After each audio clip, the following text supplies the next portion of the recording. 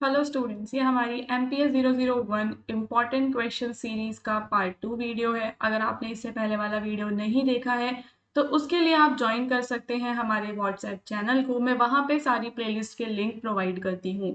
Now, अगर आप अपने MPS एग्जाम की प्रिपरेशन यानी कि MPS 1, 2, 3, 4 जो भी आपके सब्जेक्ट कोड्स हैं उनके लिए नोट्स या फिर गेस्ट पेपर्स को परचेज करना चाहते हैं तो आप इस नंबर पे हमारी टीम को व्हाट्सएप पे कांटेक्ट कर सकते हो और MPS के नोट्स एंड गेस्ट पेपर्स को at a discounted price purchase कर सकते हो।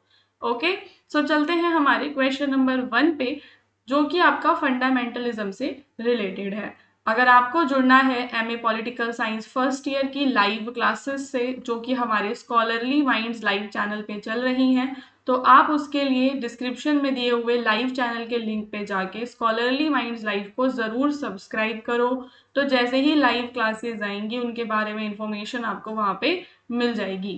ठीक है, सो नाउ फंडामेंटलिज्म क्या है? फंडामेंटलिज्म एक प्रकार की आपकी आइडियोलॉजी है, एक बिलीफ सिस्टम है। ठीक है, जो किस चीज को ज्यादा इंपॉर्टेंस देता है? जो हमारे ट्रेडिशंस होते हैं, जो हमारे पुराने जो विश्वास, प्रिंसिपल्स, जो हमारे सेक्रेड टेक्स्ट हैं, उन सभी के कठोर पालन पर ये जोर देता है और मॉडर्न होने के खिलाफ है। ठीक है, मतलब कि जो हमारी पुरानी ओरिजिनल वैल्यूज हैं हमें उन्हें प्रिजर्व करके रखना है। तो जनरली हम इसको धर्म से जोड़ते हैं, बट ये हमें राजनीति में और अलग अलग सांस्कृतिक रूपों में भी दिखाई दे सकता है।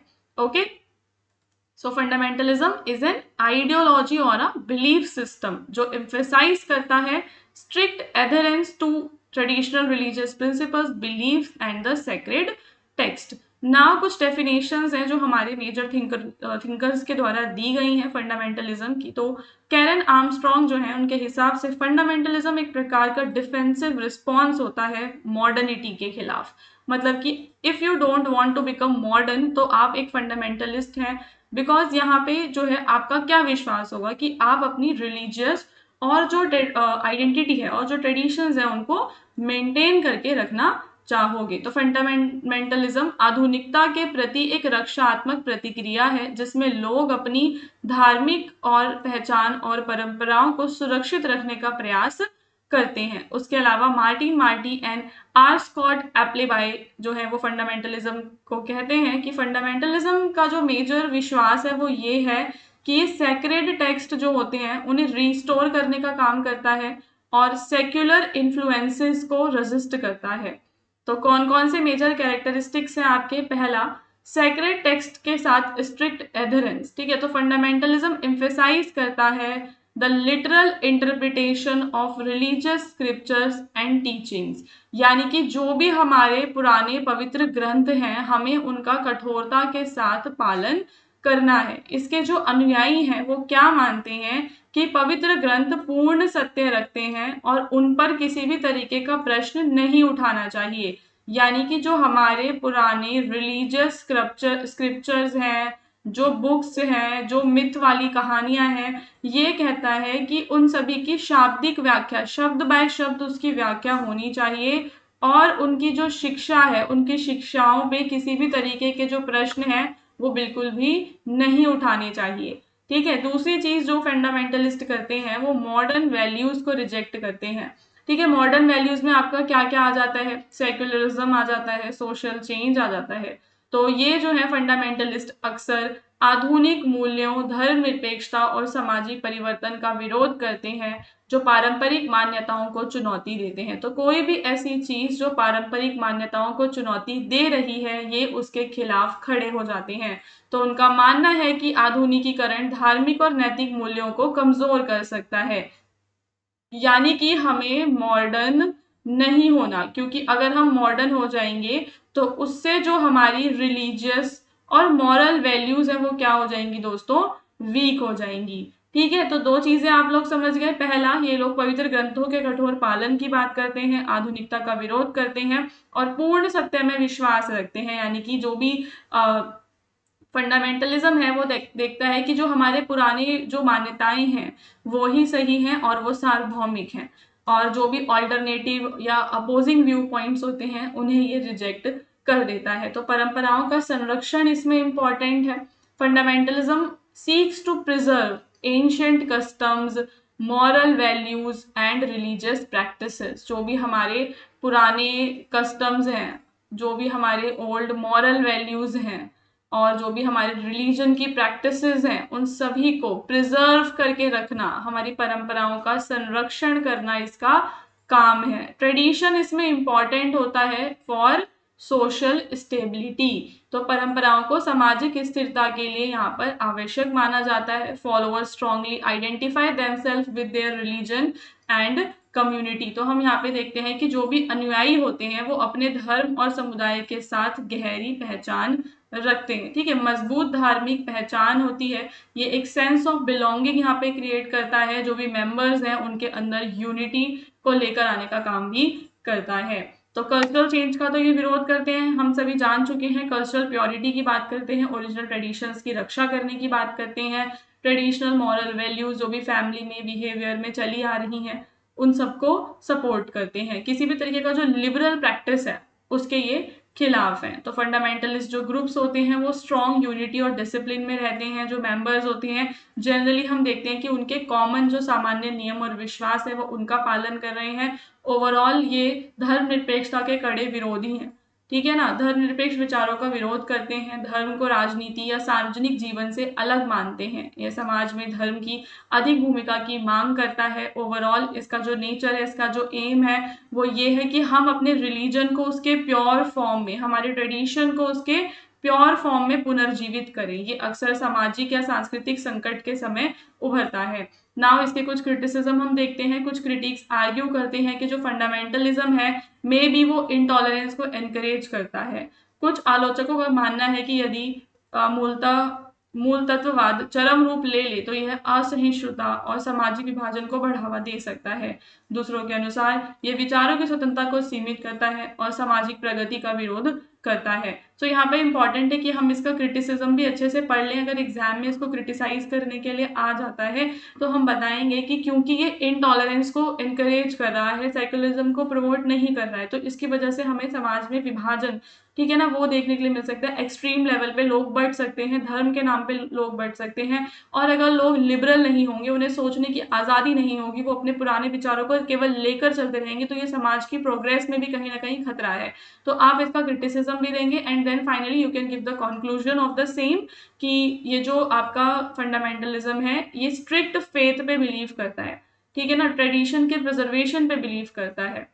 हाँ, इसका एक बेनिफिट है कि ये हमारे कल्चर और रिलीजन को प्रोटेक्ट करने का काम करता है, लेकिन ज़्यादा रिजिडिटी की वजह से इंडिया जैसी डाइवर्सिफाइड सोसाइटीज़ के अंदर हमें यहाँ पे संघर्ष यानी कि कॉन्फ्लिक्ट्स देखने के लिए मिल सकते हैं। तो fundamentalism seeks certainty in a changing world.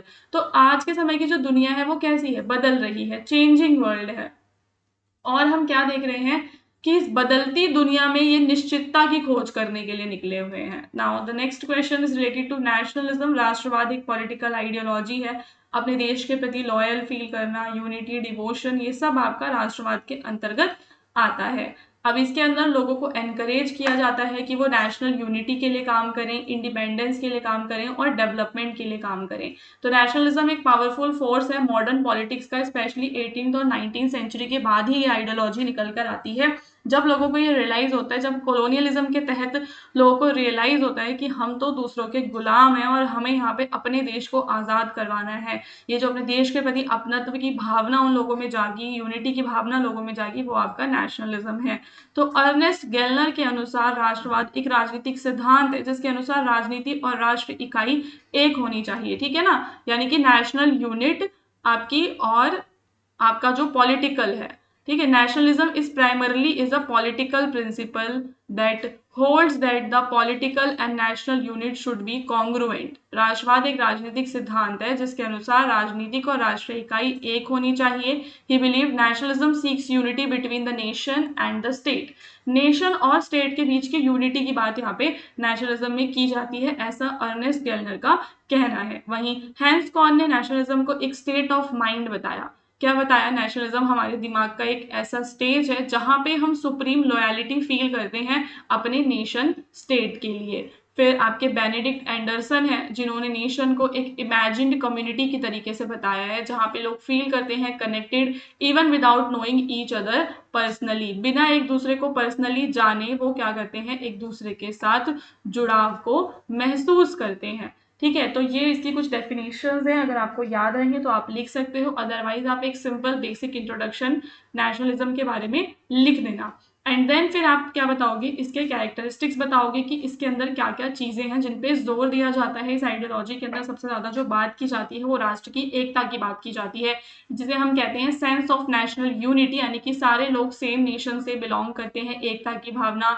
Togetherness की फीलिंग आता है इसमें। अपने देश के प्रति लव एंड लॉयलिटी इंपॉर्टेंट होती है, अपने देश के प्रति devotion, patriotism, loyalty towards the country, सत्यनिष्ठा पर ये आधारित है। समान पहचान की इसमें बात होती है, यानी कि हमारी कॉमन लैंग्वेज है, कल्चर है, हिस्ट्री है। सो ये सारे जो एलिमेंट्स हैं ये लोगों को यूनाइट करते हैं एज वन नेशन। तो नेशनलिज्म यहाँ पे गाइस आत्मनिर्णय की जो इच्छा है, सेल्फ डिटर्मिनेशन की जो डिजायर है, उसको प्रमोट कर रहा है।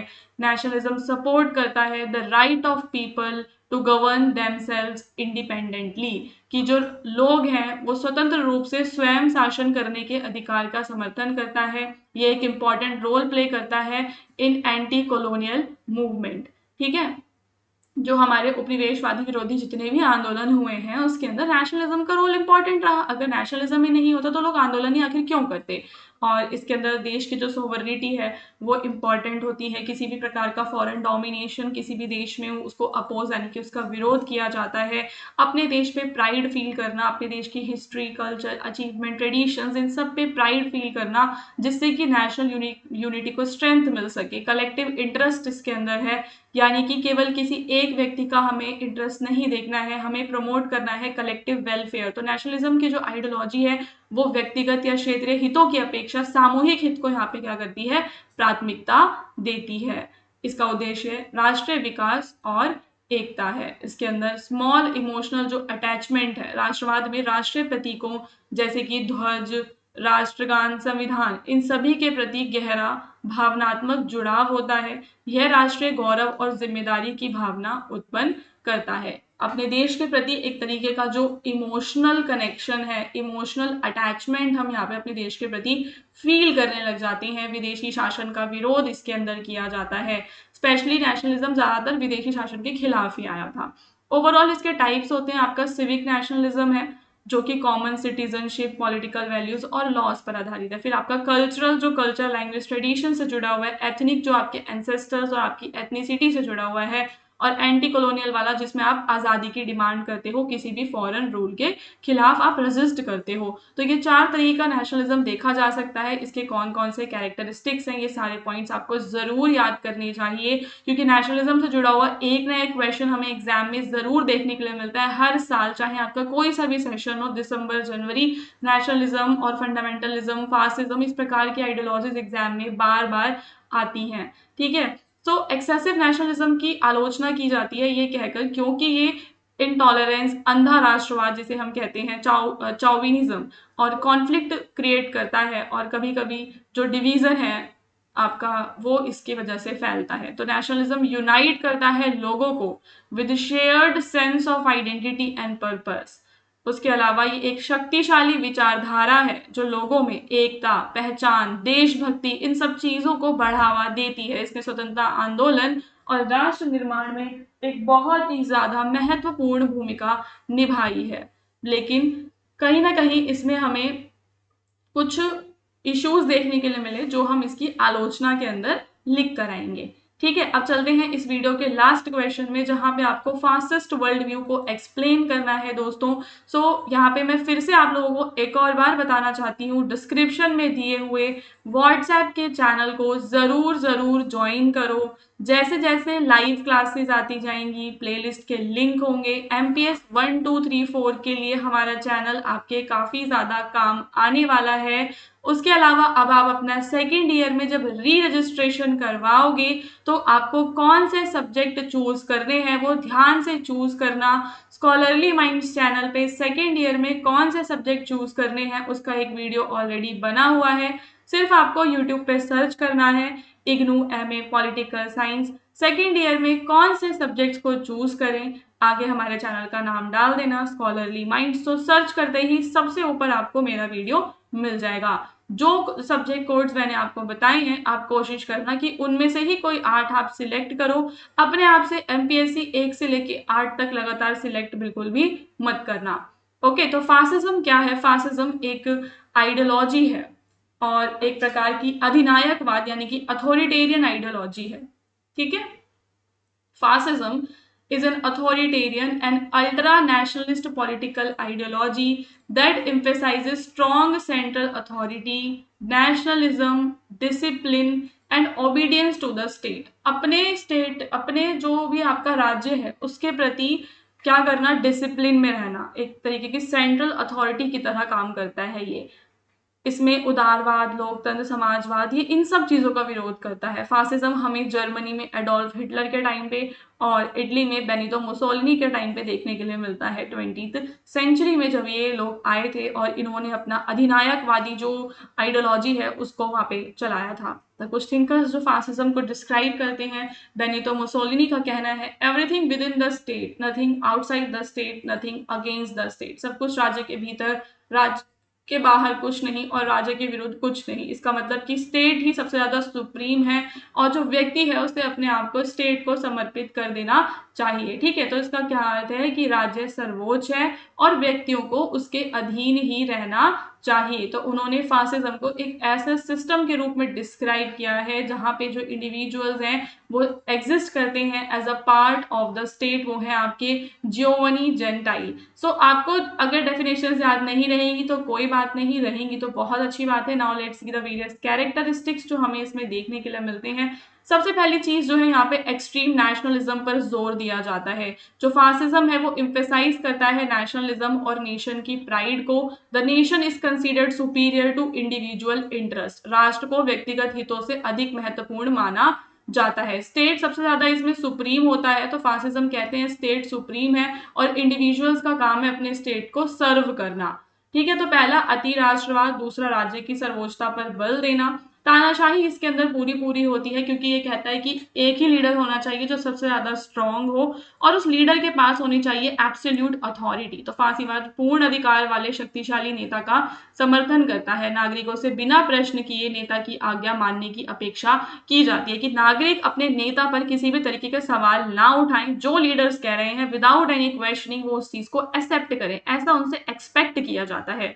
सो यहाँ पे लोकतंत्र का वो विरोध करते हैं, जो भी आपका डेमोक्रेटिक आइडियल्स हैं, ठीक है, पॉलिटिकल प्लूरलिज्म हो गया, इन सब चीजों को ये बिल्कुल भी सपोर्ट नहीं करते हैं। उन्हें ऐसा लगता है कि डेमोक्रेसी की वजह से नेशन की जो यूनिटी है वो खतरे में चली जाती है। तो व्यक्तिवाद का विरोध करना फासिज्म की आइडियोलॉजी का एक और इम्पॉर्टेंट पार्ट है क्योंकि उन्हें ऐसा लगता है कि जो व्यक्ति है वो हमेशा राज्य के अधीन होता है। तो फासीवाद व्यक्तिगत अधिकारों की अपेक्षा राष्ट्रीय सामूहिक लक्ष्य है। ठीक है, नेशनल गोल ज्यादा इंपॉर्टेंट है ओवर इंडिविजुअल राइट्स, इस चीज की ये बात करता है। नाउ लेट्स सी आगे और क्या क्या पॉइंट्स हैं हमारे यहाँ पे। फासिज्म ने गाइस हमेशा से ग्लोरीफाई किया है मिलिट्री की पावर को, डिसिप्लिन को और वॉर को। वायलेंस को ये लोग जस्टिफाई करते हैं कि अगर हमें अपने गोल्स को, अगर हमें अपने नेशनल गोल्स को अचीव करना है तो हम वायलेंस कर सकते हैं। तो फासीवाद क्या करता है? It justifies the violence. Fascism liberal values जैसे कि freedom, equality as well as socialist जो आइडियल्स हैं क्लास स्ट्रगल के, इन सब के खिलाफ है।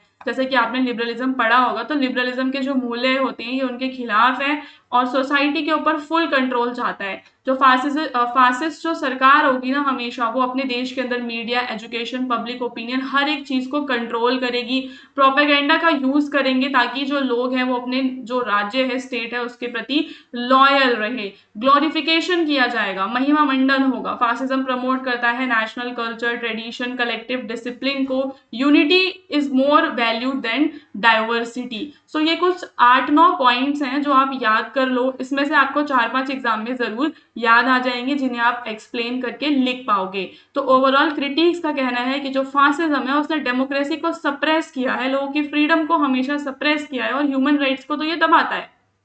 जैसे कि इसके अंदर हमें एक्सट्रीम लेवल पे नेशनलिज्म और मिलिटरिज्म देखने के लिए मिलता है, यानी कि सैन्यवाद और अधिराष्ट्रवाद देखने के लिए मिलता है, जिसकी वजह से वॉर्स होती हैं, लोगों को ऑपरेस किया जाता है, ठीक है। युद्ध और दमन को ये जन्म देता है। तो फॉर एग्जाम्पल जो फासिस्ट आइडियोलॉजी है, उन्होंने वर्ल्ड वॉर 2 के अंदर कितना ज्यादा कॉन्ट्रीब्यूशन दिया था, उसके बारे में आप इसके क्रिटिसिज्म में लिखोगे। Then you have to write the final conclusion कि जो फासिज्म है उसके अंदर स्टेट को सुप्रीम समझा जाता है ओवर द इंडिविजुअल। तो फासिस्ट जो है वो एम्फेसाइज करते हैं स्ट्रॉन्ग स्टेट की authority, nationalism, unity under one powerful leader. यहाँ पे इसका एम है नेशनल स्ट्रेंथ को क्रिएट करना और दूसरों की फ्रीडम को सप्रेस करते हुए, डेमोक्रेसी को सप्रेस करते हुए, डाइवर्सिटी को सप्रेस करते हुए आगे बढ़ना। यानी कि जो लीडर कह रहा है वही सुप्रीम है, हम लीडर पे किसी भी तरीके के क्वेश्चंस नहीं उठा सकते, नागरिकों के पास बिल्कुल भी अधिकार यहाँ पे नहीं होंगे।